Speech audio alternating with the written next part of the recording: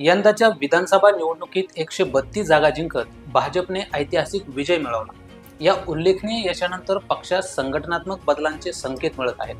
त्याच पार्श्वभूमीवर सध्या राज्य मंत्रिमंडळाच्या विस्तारानंतर भाजपच्या प्रदेशाध्यक्ष पदाची निवड ही सर्वांच्या चर्चेचा विषय बनत चालली आहे। येत्या महिन्याभरात शिर्डी येथे होणाऱ्या राष्ट्रीय अधिवेशनात राष्ट्रीय अध्यक्ष आणि प्रदेशाध्यक्ष पदांबाबत मोठा निर्णय होण्याची शक्यता आहे। त्यामुळे या पदासाठी आतापासूनच पक्षातील अनेकांची नावं चर्चेत आहेत। पण असं असलं तरी चंद्रशेखर बावनकुळे यांच्यानंतर भाजपचा पुढचा प्रदेशाध्यक्ष नेमका कोण होईल, याच प्रश्नांचा घेतलेला हा मागोवा। नमस्कार, मी गजानन पौळ आणि तुम्ही पाहताय ऋतम मराठी। नुकताच भाजप महायुतीचा मंत्रिमंडळाचा विस्तार करण्यात आला।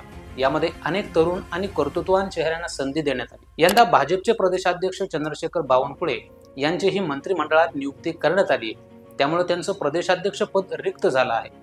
एक व्यक्ती एक पद हा पक्षाचा नियम असल्याने आता बावनकुळे यांच्यानंतर प्रदेशाध्यक्षपदी कोण विराजमान होणार याबाबत अटकळ बांधली जात आहे। नुकत्याच झालेल्या मंत्रिमंडळ विस्तारात अनेक अनुभवी आणि ज्येष्ठ नेत्यांकडे दुर्लक्ष करण्यात आलं। त्यामुळे भाजप प्रदेशाध्यक्ष पदाची जबाबदारी अधिक अनुभवी आणि ज्येष्ठ नेत्यांकडे सोपवली जाऊ शकते, अशी चर्चा आहे। यात मंत्रिपदाची संधी मिळू न शकलेले सुधीर मुनगंटीवार, रवींद्र चव्हाण, डॉक्टर संजय कुटे यांची नावं प्रदेशाध्यक्ष पदाच्या शर्यतीत आहेत।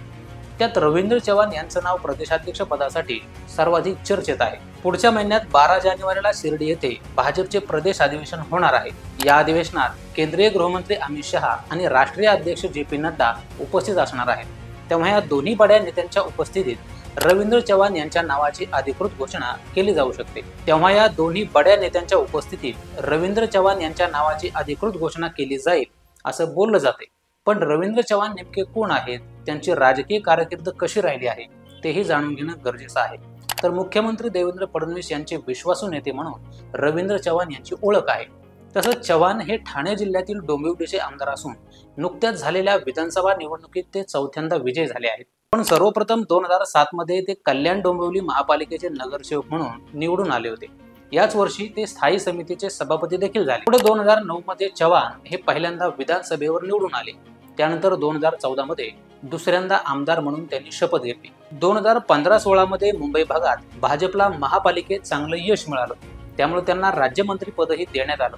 पुढे 2019 मध्ये ते तिसऱ्यांदा आमदार झाले, तर 2021 मध्ये चव्हाण यांची कॅबिनेट मंत्रीपदी म्हणून नियुक्ती करण्यात आली।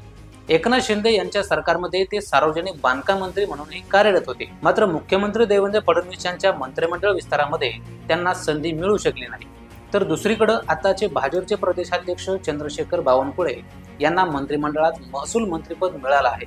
त्यामुळे आता या जागेसाठी रवींद्र चव्हाण यांनाच हे प्रदेशाध्यक्षपद मिळणार हे जवळपास निश्चित झालं आहे। अर्थात दिल्लीतील भाजपचे नेतृत्व यावर काय निर्णय घेतात यावर देखील बऱ्याच गोष्टी अवलंबून असणार आहेत। एकूणच रवींद्र चव्हाण यांचे विधानसभा आणि महानगरपालिकेतील यश आणि त्यांची दीर्घकालीन राजकीय कारकीर्द पाहता त्यांची या पदासाठी नियुक्ती केली जाण्याची शक्यता आहे। त्यामुळे रवींद्र चव्हाण आता भाजपचे पुढील प्रदेशाध्यक्ष होणार का याकडे सर्वांचं लक्ष लागलं आहे। या संदर्भात तुम्हाला काय वाटतं? रवींद्र चव्हाण हे भाजपचे पुढचे प्रदेशाध्यक्ष होतील का ते आम्हाला कमेंट करून जरूर सांगा। आणि असेच माहितीपूर्ण व्हिडिओज पाहण्यासाठी ऋतम मराठी न्यूजला सबस्क्राईब करा।